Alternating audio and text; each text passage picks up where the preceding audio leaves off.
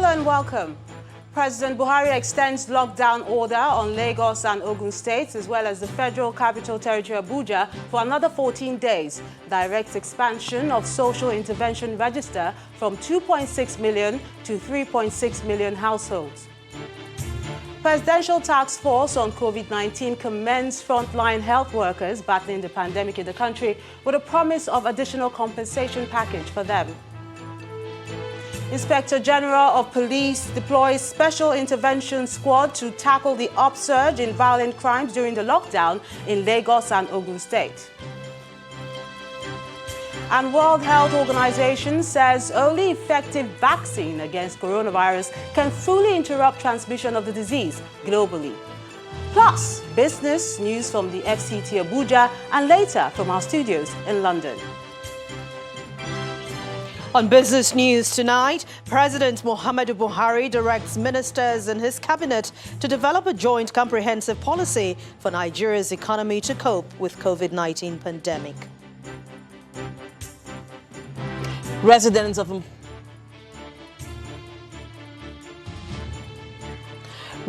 Mpape in the Federal Capital Territory defy federal government's lockdown and social distancing directives as markets and other business activities remain open.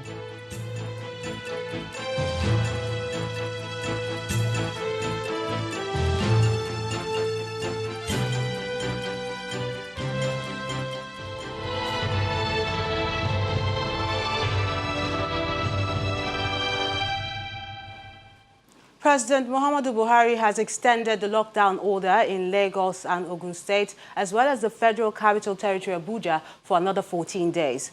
The president gave this directive in a special broadcast to Nigerians today on the federal government's response to the coronavirus disease in the country. While warning Nigerians to take the dangers posed by the virus seriously, the president noted that the responsibility of a few can lead to the death of many.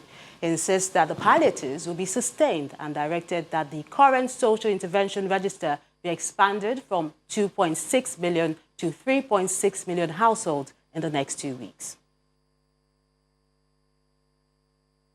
Our objective was and still remains to contain the spread of the coronavirus and to provide space, time, and resources for an aggressive and collective action.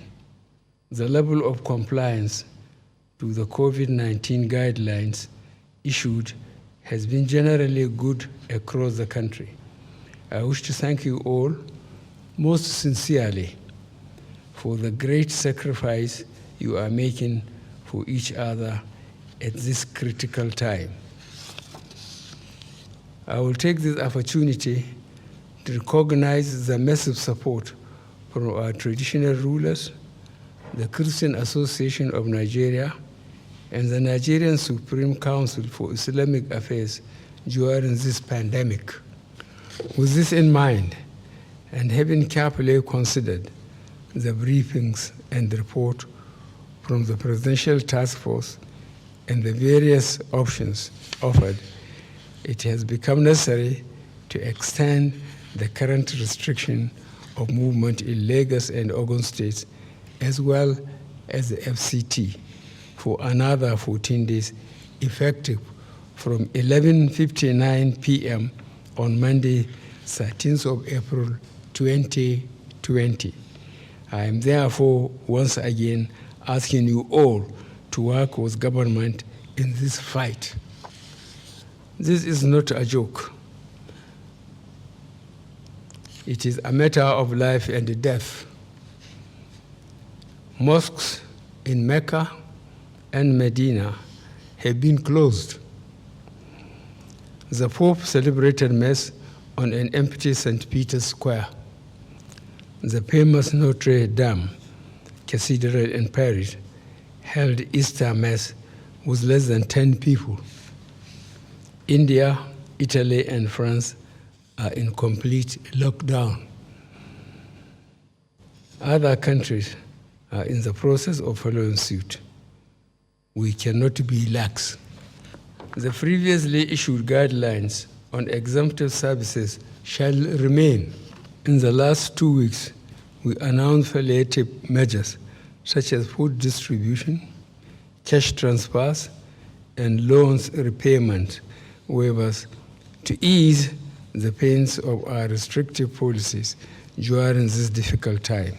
These palliatives will be sustained. I have also directed that the current social register be expanded from 2.6 million households to 3.6 million households in the next 2 weeks. This means we will support an additional 1 million homes with our social investment programs. A technical committee is working on this and will submit a report to me by the end of this week. I have no doubt that by working together and carefully following the rules, we shall get over this pandemic and emerge stronger in the end. Nigeria's President Muhammadu Buhari. Meanwhile, more accolades continue to pour in from the Presidential Task Force on COVID-19 for frontline health workers battling the pandemic in the country. The Minister of Health, Dr. Osage Ehanire, who was speaking at the daily briefing of the task force in Abuja, promised additional compensation for them, saying the ministry is scaling up its testing capacity with additional laboratories added last week. Followed by updates from the members of the Presidential Task Force on COVID-19 continue with their daily update on how the government is responding to the pandemic in the country. The Secretary to Government of the Federation. The chairman of the task force begins his address with commendation for frontline health workers and other citizens who have made several sacrifices during the last 2 weeks of lockdown, while calling for the need for additional sacrifices. The PTF is convinced that we must deliver more. We have also been assessing the impact of the lockdown and the level of compliance by Nigerians. While we recognize the difficulties associated with such an unprecedented action, we remain certain, however, that it is a step in the right direction for us to secure a healthier tomorrow. The Minister of Health also informs the gathering about donations from the United Nations and efforts to scale up testing capacity. I can confirm that the 3 tranches of the equipment that the UN donated have arrived. They include also commodities which will further enrich our stockpile, and they include also 50 ventilators. 4 centers have been accredited in the Abuja metropolis, which I inspected over the weekend and certify them as ready for use. However, the national coordinator of the task force decried low turnout for testing in some centers. I would like to talk about the issue of testing. I know there's been a lot in the press recently. Part of the reason why we have not proceeded as fast as we can is because of the demand as well. We are not having as much demand for testing in those labs that we have activated. Now that you notice that during the week... While responding to a question from Channel's television correspondent about making testing available for all who want to be tested for COVID-19, the Minister of Health insists that massive testing is not the way to go. We are doing more of smart testing, testing that targets where you are most likely to find the cases. That's why we have the criteria that if you return from abroad within the last 14 days, you can even stretch it to a few days more than that. Or if you have been in contact with someone who just returned from abroad, of which you know that that person just came back and might be positive without symptoms, then you are eligible for a test. The federal government's lockdown in Lagos, Ogun and the FCT for an initial 14 days obviously allowed for more contact tracing and testing, and the results are no doubt worth the sacrifices made by the citizens. The Nigeria Center for Disease Control has announced 20 new cases of COVID-19, bringing the total number of confirmed cases in Nigeria to 343.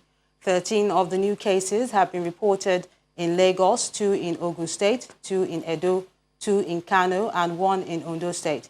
A breakdown of the cases in each of the states show that Lagos now has 189 cases, FCT Abuja 56, Osun with 20, Edo State has 14 cases, Oyo 11 cases, 9 in Ogun State, Bauchi and Kaduna have 6 cases each, Akwa Ibom and Katsina 5 cases each, Kwara now has 4 cases, Ondo, Delta and Kano 3 cases each, while Enugu, Ekiti and Rivers each have 2 cases, with Benue, Niger and Anambra recording 1 case each. A total of 91 people have been discharged and 10 deaths recorded. Some progress has been recorded in the battle against COVID-19 in Lagos State, where the government has announced that it has discharged 6 more patients who have now tested negative to the virus twice following their treatment at the Infectious Disease Hospital in Yaba. The governor, Babajide Sanwo-Olu, made this known in a series of tweets via his verified Twitter handle. Today, the tweets read, "Today, 6 more people, 1 female, 5 males, have been discharged from the IDH Yaba after their full recovery and testing negative twice to #COVID-19. This good news brings the number of patients who have been managed and discharged from our facilities to 61. Governor Sanwo-Olu adds that this shows the willpower to win in the war against COVID-19. The Inspector General of Police, Mohammed Adamu, has deployed an intervention squad to tackle the upsurge in violent crimes during the lockdown of Lagos and Ogun State. The force public relations officer, Mr. Frank Mba, in a statement, says the intervention squad is made up of 4 police teams charged with the responsibility of dealing with crimes in Alimosho and Ifakojaye local government areas of Lagos, as well as Ado-Duota and Ifo local government areas of Ogun State. The squad is made up of members of the Mobile Police Force, Federal Special Anti-Robbery Squad, Intelligence Response Team, and the Special Tactical Squad, to be coordinated by the Deputy Inspector General of Police in charge of the Southwest, Mr. Peter Ogunyowo. Mr. Mba adds that the 191 suspects have been arrested in connection with crimes in both states, while 15 locally made guns, 52 live cartridges, and 42 cutlasses and asks, as well as a large quantity of marijuana, has been recovered from the suspects.